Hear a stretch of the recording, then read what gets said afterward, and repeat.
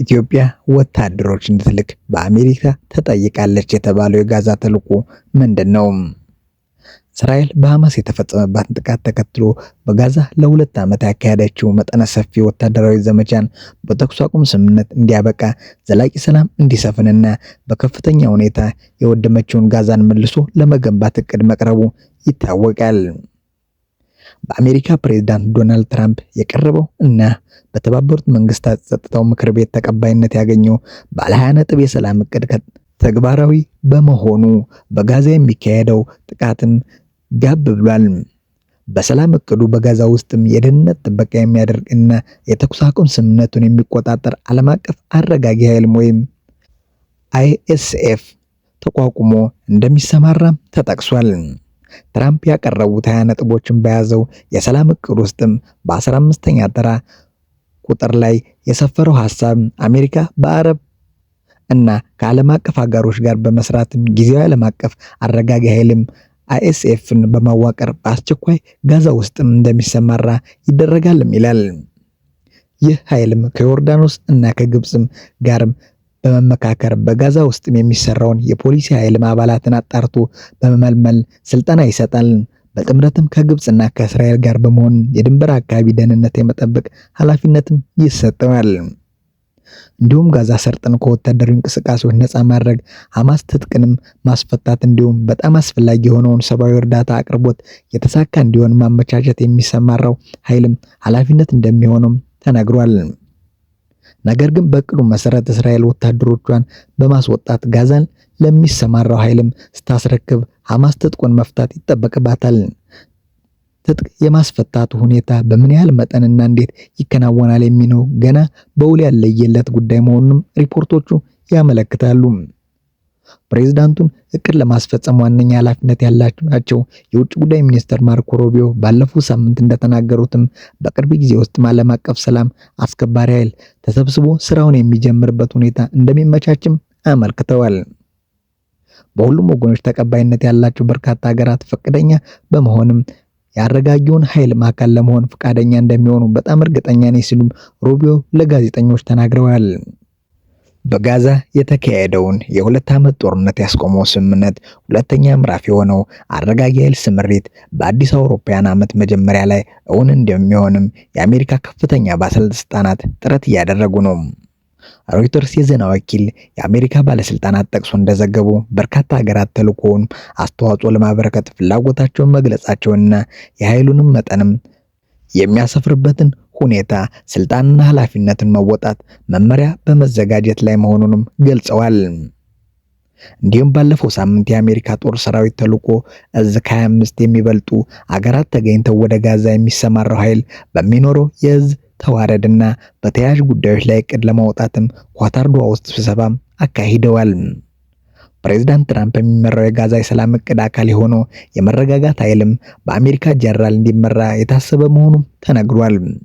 ጋዛ ውስጥ የሚሰማራው ወታደሮችን ማወጣት ዋነኛ ጥያቄ ሲሆንም ነገር ግን የወታደሮቹ ስምሪትን ጨምሮ 5 ዋነኛ ሀገራት የሚሳተፉባቸው መስኮች አሉ።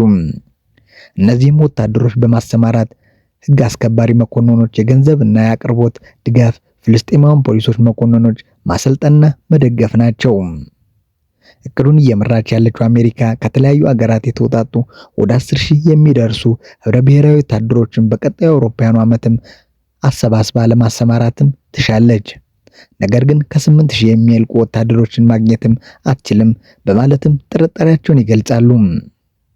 በጋዛ ውስጥ ለሚሰማራው ኃይል አስተዋጽኦ ለማበረከት ፍላጎታቸውን ካሳዩት 19 ሀገራት መካከል አብዛኞቹ በቁሳቁስ በአቅርቦትና በትራንስፖርት ዙሪያ ለመሳተፍ የወሰኑ ሲሆኑ ወታደሮችን በመላክ በኩል ግን በተጨባጭ የተባለ ነገር የለም።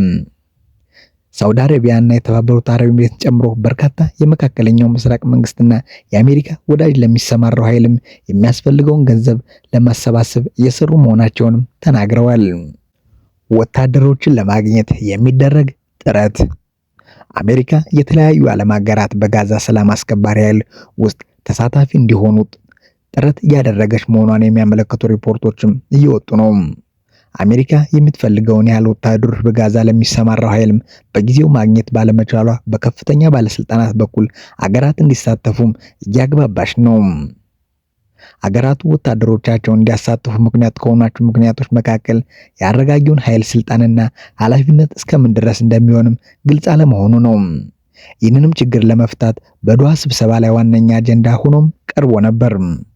በተጨማሪም በጋዛ ውስጥ ለሚሰማሩ ወታደሮች የሐማስ ተዋጊዎች ትጥቅ እስከ ማስፈታት የሚደርስ ኃላፊነት በትራምፕ እቅድ ውስጥም በመካተቱ ይህም ሀገራት ወታደሮቻቸውን በጋዛ ውስጥ ከሐማስ ጋር ፍልሚያ ውስጥ እንዲገቡ ሊያደርጉ ይችላል በሚልም ስጋት በመፍጠሩ ነው። በእርግጥም የትጥቅ መፍታት ጉዳይ በሐማስ በኩል ሙሉ ተቀባይነት የለውም።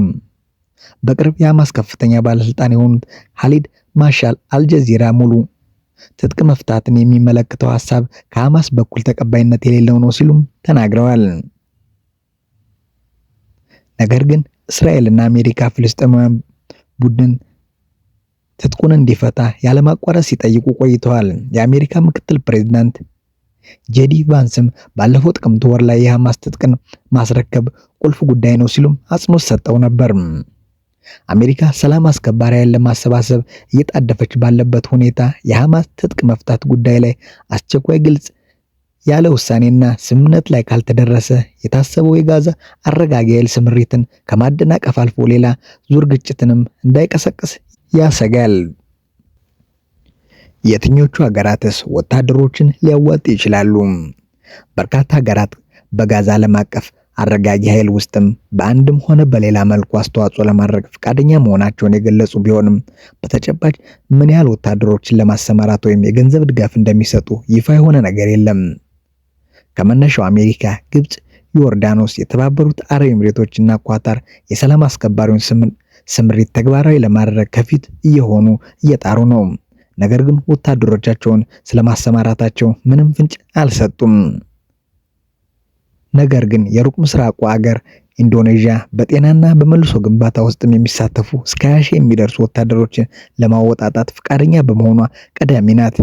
በተመሳሳይ አውሮፓዊቷ ጣሊያንም ለጋዛ ሰላም ወታደሮቿን እንደምትልክም የእስራኤል ሄርትዝ ጋዜጣ ዘግቧል። ቱርክ ወታደሮቿን የማሳተፍ ፍላጎት እንዳላትም ብትገልጽም በጋዛ ጦርነት ወቅትም በነበራት አቋም ምክንያት እስራኤል ተሳትፏንም አልተቀበለችውም። እንዲሁም የቱርክ ወዳጅ የሆነችው አዘርባይጃን ከመነሻው ፈቃደኝነቷ ገልጻ የነበረ ቢሆንም ሐሳቧን ለመቀየር እያነጋገረች መሆኗንም አንዳንድ ሪፖርቶች እየጠቆሙ ነው። አሜሪካ የጋዛ አረጋጊ ኃይል በአጭር ጊዜ ተዋቅሮ ዋነኛ ጉዳይ የሆኑትን ወታደሮች ከተለያዩ ሀገራት በማሰባሰብ በትራምፕ የተኩስ አቁም እቅድ መሰረት በጋዛ ውስጥ ተሰማርተው ሁለተኛው ምዕራፍ ስምምነት ስኬታማ እንዲሆንም እየጣረች ነው። እስካሁን አሜሪካ የውጭ ጉዳይ ሚኒስቴር መስሪያ ቤትም 70 ሀገራትን በተለያዩ መልክ በጋዛ የሚሰማራው ኃይል ውስጥ ተሳታፊ እንዲሆኑም ጥያቄ ማቅረቡንና 19 ሀገራት ወታደሮችን ለመላክ ወይም የተለያዩ ድጋፍ ለማድረግ ፈቃደኛ መሆናቸውን እንዳሳወቁም ዋል ስትሪት ጆርናል ዘግቧል። ከተለያዩ ዓለም አቀፍ ክፍሎች በዚህ ተልዕኮ ውስጥም እንዲሳተፉ ከጠየቁት ሀገራት መካከል ከአፍሪካ የ3 ሀገራት ስም ተጠቅሷል። የጋዛ ተጎራባችና የተኩስ አቁም እንዲደርስ ጉልህ ሚና የነበራት ግብጽ ዋነኛዋ ስትሆንም በምንም መልኩ እንደምትሳተፍም ባይገልጹም ሞሮኮም ያለችበት ሲሆንም ኢትዮጵያ ደግሞ ወታደሮቿ እንድትልክ ተጠይቃለች ተብሏል። ለኢትዮጵያ ቀረበ የተባለው ጥያቄ ምንድነው? ከኢትዮጵያም ሆነ ከአሜሪካ መንግስት በኩል እስካሁን ማረጋገጫ ሆነ ማስተባበያ ባይሰጥም ኢትዮጵያ በዓለም አቀፉ የጋዛ አረጋጊ ኃይል ውስጥም ወታደሮቿን እንድታሳትፍ የውጭ ጉዳይ ሚኒስትር ማርኮ ሩቢዮ መጠየቁ ተዘግቧል። ጉዳዩ በቅርበት የሚያውቁ ሁለት የምዕራባውያን ዲፕሎማቶች ነገሩ ባለው ታይምስ ኦፍ ኢዝራኤል ባወጣው መረጃ ምንም አይነት ዝርዝር ሳይገልጽ ኢትዮጵያ ለጋዛ ሰላም አስከባሪ ኃይል ወታደሮችን እንድታወጣ ከአሜሪካ ጥያቄ ቀርቦላታል ሲልም ዘግቧል።